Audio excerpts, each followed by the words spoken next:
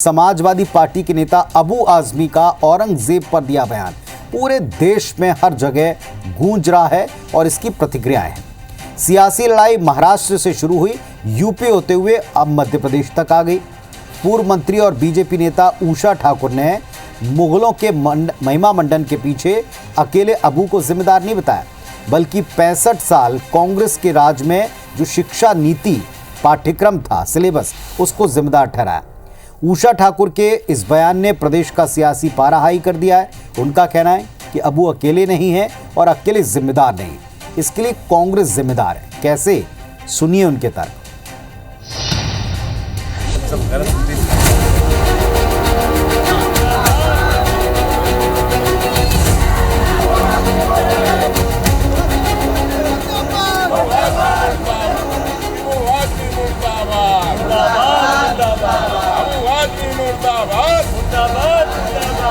तो आप औरंगजेब को क्रूर शासक नहीं मानते हैं? नहीं, मैं नहीं मानता। औरंगजेब क्रूर शासक नहीं बिल्कुल नहीं, मैं बिल्कुल क्रूर शासक नहीं मानता। संभाजी महाराज को 40 दिन जिनका हलाल किया है, अत्याचार किया, उनके नाखून निकाले, आंख निकाले, ये अबू आजमी, इन्होंने माफी मांगनी चाहिए।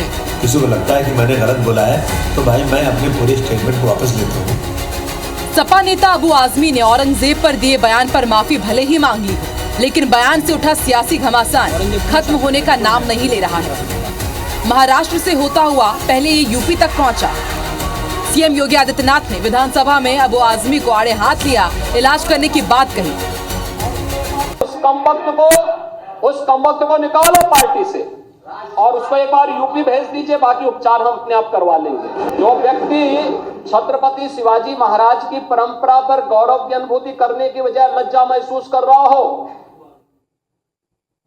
और औरंगजेब को अपना नायक मान रहा हो, क्या उसको भारत के अंदर रहने का अधिकार होना चाहिए क्या? और समाजवादी पार्टी को इसका जवाब देना चाहिए। और अब उत्तर प्रदेश से इस बयान की सियासी आंच मध्य प्रदेश तक आ पहुंची है। जबलपुर में भाजपा कार्यकर्ताओं ने जिले के अलग अलग इलाकों में अबू आजमी और औरंगजेब का पुतला जलाया, तो वहीं पूर्व मंत्री उषा ठाकुर ने सिर्फ अबू आजमी ही नहीं बल्कि पूरी कांग्रेस की मानसिकता पर ही सवाल उठा दिया। पूरे 65 वर्ष जिस प्रकार की शिक्षा नीति कांग्रेस के संरक्षण में पूरे देश में पढ़ाई लिखाई गई, एक अबू आजमी नहीं है दोषी। प्री मुगल और मुगल उन्हीं को महिमा मंडित करके वामपंथी और कांग्रेसियों ने पढ़ाया। जानबूझकर आने वाली पीढ़ी को वंचित रखा गया। अब छावा जैसी फिल्में बन रही हैं तो राष्ट्रद्रोहियों के दिल दिमाग में तकलीफ पैदा हो रही है। उषा ठाकुर ने शिक्षा नीति को लेकर सवाल खड़े किए तो प्रदेश में उनके बयान पर विवाद शुरू हो गया। कांग्रेस ने इस बयान को हास्यास्पद बताया तो बीजेपी ने अबू आजमी पर फिर तीखा प्रहार किया।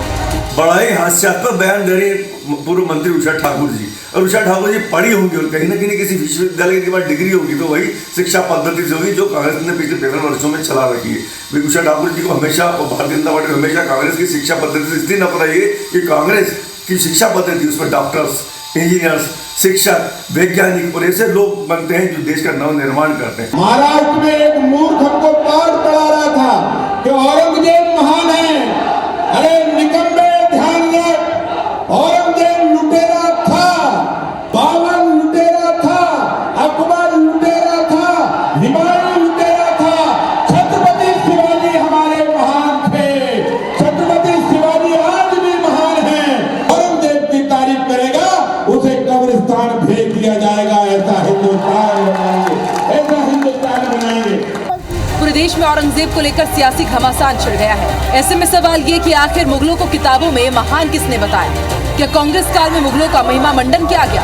क्या आजमी के बयान से उठे विवाद को बीजेपी रबर की तरह खींच रही है? क्या कांग्रेस काल की किताबों ने इतिहास की सही व्याख्या नहीं की? और क्या वाकई कांग्रेस की प्रो मुस्लिम पॉलिसी ने देश में समस्याएं पैदा की? इंदौर से रवि हेमरा सिसोदिया के साथ ब्यूरो रिपोर्ट IBC 24।